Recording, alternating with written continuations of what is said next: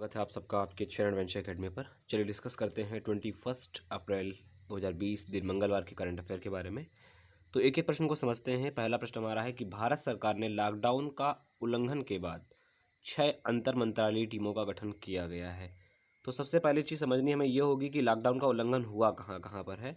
तो लॉकडाउन का उल्लंघन जो अभी हाल ही में खबरों में रहा, जैसे कि मध्य प्रदेश के इंदौर में खबरें बहुत चर्चित रहीं। दूसरा, महाराष्ट्र में भी पालघर में अभी जो तीसरा या चौथा दिन है, ये खबर मिली हमें। वेस्ट बंगाल में और उसके बाद राजस्थान में, ये 4 राज्य ऐसे चिन्हित किए गए जहाँ पर लॉकडाउन का उल्लंघन हुआ है। और ऐसी सामने घटनाएं आई जहाँ पर डॉक्टर और पुलिसकर्मियों को पथराव वगैरह हुआ है। तो ऐसी स्थितियों के आकलन के लिए ही ऐसी ये टीमों का गठन किया गया है। जो 6 टीमों का गठन किया गया है वो इन राज्यों में आकलन हेतु काम करेंगी। तो कितने राज्य हो गए? मध्य प्रदेश, महाराष्ट्र, वेस्ट बंगाल और राजस्थान। अच्छा ठीक है, इसके अलावा जो ये टीमें रहेंगी ये जांच करेंगी। जांच करने के बाद जो रिपोर्ट आएगी ये रिपोर्ट प्रस्तुत होगी भारत सरकार को, यानी कि गृह मंत्रालय को जाएगी। यदि वहाँ पर सरकारें विफल पाई जाती हैं तो यहाँ पर एक और आ जाएगा आपका राष्ट्रपति शासन। राष्ट्रपति शासन की आवश्यकता यहाँ पर पड़ जाएगी। अगर ये राज्य सरकारें वहाँ पर विफलता पाई जाती है टीमों के द्वारा तो राष्ट्रपति शासन यहाँ पर लागू हो सकता है। और हम सभी पता है कि राष्ट्रपति जो शासन है वो 356 आर्टिकल 356 के तहत आता है। तो 356 के तहत आर्टिकल जो होता है राष्ट्रपति शासन का होता है, जब किसी राज्य का राज्यतंत्र विफल हो जाए या राज्य सरकार अपना शासन चलाने में विफलता पाती है तब राष्ट्रपति शासन वहाँ पर लागू किया जाता है, पहली चीज़। दूसरी चीज़, जो राष्ट्रपति शासन होता है उसके लिए अधिकतम 6 माह के अंदर ही अंदर राज्यसभा और लोकसभा की मंजूरी की आवश्यकता होती है। तो ये दोनों चीज़ें याद रखिएगा। अब आपातकाल की बात करें तो ये देखो, ये आपका जो राष्ट्रपति शासन है वो 356 के तहत होता है। राष्ट्रीय आपातकाल 352 के तहत होता है और जो वित्तीय आपातकाल होता है वो 360 अनुच्छेद के तहत होता है। तो ये तीनों चीज़ें आप याद रखिएगा। तीनों चीज़ें खूब पूछी जाती हैं कि राष्ट्रीय आपातकाल का कब लागू होता है, राष्ट्रपति शासन कब लागू होता है और वित्तीय आपातकाल किस अनुच्छेद के तहत लागू होता है। तो अभी आई होप आपको पता चल गया कि ये लॉकडाउन का उल्लंघन क्यों और कैसे या टीमों का गठन क्यों किया गया है। ठीक है, तो चलिए अगले प्रश्न की ओर देखते हैं। अगला प्रश्न हमारा है, council of scientific and industrial research team ने कोविड-19 से प्रभावित मरीजों के लिए विशेष बिस्कुट तैयार किया है। अब एक बात आई विशेष बिस्कुट की, तो विशेष बिस्कुट किस चीज़ का होगा? विशेष बिस्कुट जो होगा वो प्रोटीन युक्त होगा, प्रोटीन युक्त। ये प्रोटीन युक्त ही बिस्कुट क्यों प्रयोग में लाया जा रहा है तो ये भी बात समझने के लिए है। यह बिस्कुट ऑक्सीजन काउंट को बढ़ाएगा, यानी कि जो O2 होगा O2 काउंट को बढ़ाएगा, जिससे O2 काउंट जब बढ़ेगा तो लोगों में रोग प्रतिरोधक क्षमता में वृद्धि होगी। और जब रोग प्रतिरोधक क्षमता में वृद्धि होगी तो जाहिर सी बात है कोविड-19 का वायरस प्रभावी इतना नहीं रह पाएगा। तो इसीलिए council of scientific and industrial research team ने क्या किया है, एक विशेष बिस्कुट तैयार करके दिया हुआ है और यह बिस्कुट प्रोटीन युक्त होगा जो कि ऑक्सीजन काउंट को बढ़ाएगा और रोग प्रतिरोधक क्षमता में वृद्धि करेगा। ठीक है, अगला प्रश्न देखते हैं। भारत सरकार ने दवा व टीकों के परीक्षण के लिए उच्च स्तरीय कार्यबल की स्थापना करी है, यानी कि जो टीका और दवाइयाँ होती हैं उनके ऊपर विशेष जांच के लिए एक कार्यबल यानी कि एक टीम का गठन किया जाएगा। अब इसमें शामिल कौन कौन से लोग होंगे? एक तो नीति आयोग के लोग शामिल होंगे इसमें, नीति आयोग, जिससे पहले इसका नाम योजना आयोग के नाम से जाना जाता था, नीति आयोग। दूसरा डीआरडीओ और इसके अलावा आईसीएमआर। ठीक है, ये 3 अलग अलग क्षेत्रों की टीमें भाग लेंगी जो कि टीकों व परीक्षणों की मदद करेंगी, क्योंकि कोविड-19 के कारण बहुत सारे देश ऑलरेडी परीक्षण में लगे हुए हैं।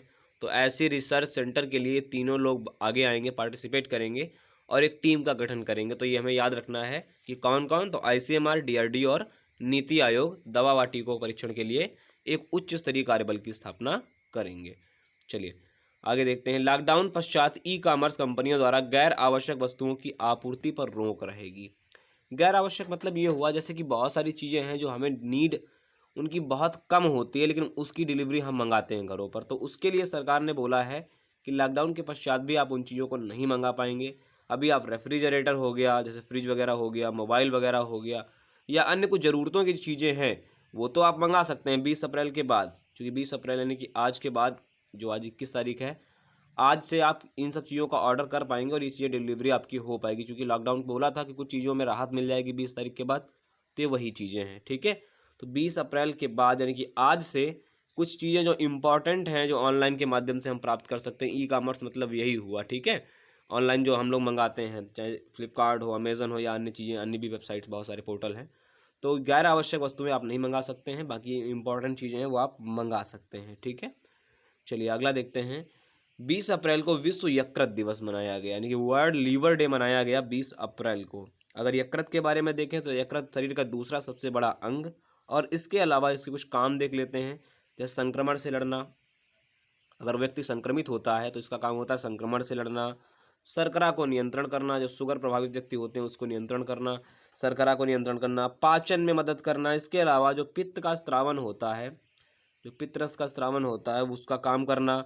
उसके अलावा व्यक्ति की जब ये सारी चीज़ें मेंटेन रहेंगे तो जाहिर सी बात है जीवन शैली उसकी व्यवस्थित करने का काम भी यकृत का ही होता है। तो ये सारी चीज़ें हमें याद रखना है कि 19 अप्रैल को, सॉरी ये 19 अप्रैल, इसको क्लियर कर लीजिएगा, 19 अप्रैल है ये, 19 अप्रैल, 20 अप्रैल नहीं है। 19 अप्रैल को विश्व यकृत दिवस मनाया गया। तो ये सारे लीवर के काम होते हैं, सारी चीज़ों को आप याद रखिएगा जितनी चीज़ें बताई हैं। चलिए आगे देखते हैं। अगला है, वर्ष 2019-20 में इलेक्ट्रिक वाहनों की बिक्री में 20% की वृद्धि हुई है। कितने प्रतिशत की? तो 20% की। देख लेते हैं क्या क्या ऐसा बिका। तो 3600 यानी कि 3600 इलेक्ट्रिक कार्स बिकी हैं सरकारी आंकड़ों के अनुसार। 1,26,000 दोपहिया बिके हैं, दोपहिया वाहन बिके हैं। इसके अतिरिक्त 600 बसें बिकी हैं। तो ये सब आए हैं इलेक्ट्रिक वाहनों की सूची में। लेकिन सरकार ने ये भी कहा कि इनमें से सर्वाधिक जो रेशियो रहता है वो 97% स्कूटर का रेशियो रहा। जो इलेक्ट्रिक स्कूटर आता है, स्कूटी कह सकते हैं, उसमें सर्वाधिक बिक्री हुई है। तो ये सारा सरकार का डेटा है। आपको इतना याद रखना है कि 20% की वृद्धि हुई, ये इंपॉर्टेंट है आपके लिए 2019-20 में, ठीक है। इलेक्ट्रिक वाहनों की बात करें, कोविड-19 से मुक्त होने वाला भारत का पहला राज्य गोवा बना। क्यों बना? क्योंकि 3 अप्रैल के बाद गोवा में ऐसा कोई मामला सामने नहीं आया है जिससे कि कोरोना वायरस की छवि और बढ़े वहाँ पर। तो गोवा भारत का पहला ऐसा राज्य बन गया जो कि कोरोना मुक्त है। और इसके अलावा आप लोग एक बात और याद रखिएगा, गोवा एकमात्र भारत का पूर्ण राज्य है जो पूर्णतया नगरीकृत राज्य है भारत का। तो ये भी बात हमें याद रखनी है। चलिए आगे देखते हैं। अगला प्रश्न है, भारत सरकार ने कोरोना वायरस पर एक नया डैशबोर्ड लॉन्च किया है। डैशबोर्ड क्या है? तो covidwarriors.gov.in। इस पे मिलेंगे किस किस की जानकारी? इस पे डॉक्टर्स, नर्सों की जानकारी या अन्य जो स्वयंसेवी संगठन है उनकी जानकारी इसी पर उपलब्ध होगी, और मरीजों का डेटा भी इसी पर ही रहेगा। तो ये सारी जानकारियां सरकार ने एक ही जगह पर इकट्ठा करने के लिए एक डैशबोर्ड लॉन्च किया है, covidwarriors.gov.in। तो ये बात याद रखेंगे हम। अगले प्रश्न की ओर देखते हैं। संयुक्त राष्ट्र चीनी भाषा दिवस 20 अप्रैल को मनाया गया। 20 अप्रैल को इसलिए मनाया जाता है क्योंकि चीन की भाषा को स्मृति के रूप में माना जाता है। क्यों? क्योंकि माना गया कि 5000 साल पूर्व, ऐसा माना जाता है, 5000 साल पूर्व चीनी भाषा के कुछ शब्दों की जानकारी मिली थी, यानी कुछ अक्षरों की जानकारी मिली थी। तो चीनी भाषा एक विरासत के रूप में रखी जाती है, इसीलिए 20 अप्रैल को इसे मनाया जाता है संयुक्त राष्ट्र द्वारा। तो ये बात याद रखिएगा। पहली बार इसे मनाया गया था 2010 में, और जब 2010 में मनाया गया था तो ये मनाया गया था 12 नवंबर को। कब मनाया गया था? तो 12 नवंबर को। लेकिन जब 2011 से इसे प्रतिवर्ष मनाया जाने लगा तो ये प्रतिवर्ष 20 अप्रैल को मनाया गया, ठीक है।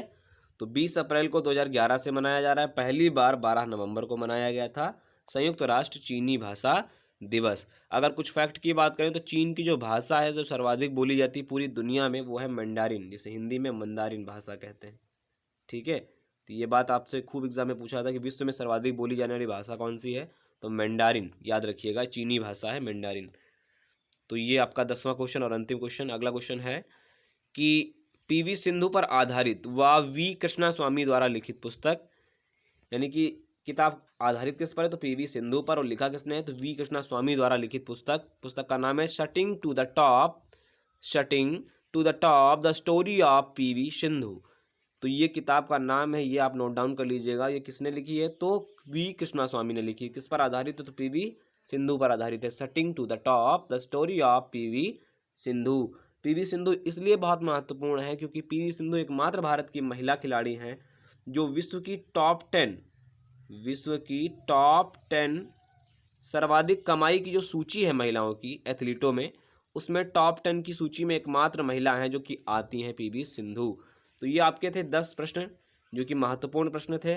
आप नोट डाउन कर लीजिएगा, जो भी प्रश्न समझ नहीं आता है नीचे कमेंट बॉक्स में पूछ लीजिएगा, निश्चित रूप से मैं उत्तर दूंगा। और कैसा लगा वीडियो जरूर अपनी राय कमेंट बॉक्स में दीजिएगा। वीडियो को लाइक करें, शेयर करें और कमेंट करें। और हाँ, एक जानकारी देना चाहूँगा कि आज आपकी जियोग्राफी का दूसरा लेक्चर आपको दोपहर तक मिल जाएगा, तो आप उसे भी ध्यान से पढ़िएगा और बने रहिए हमारे साथ। नमस्कार।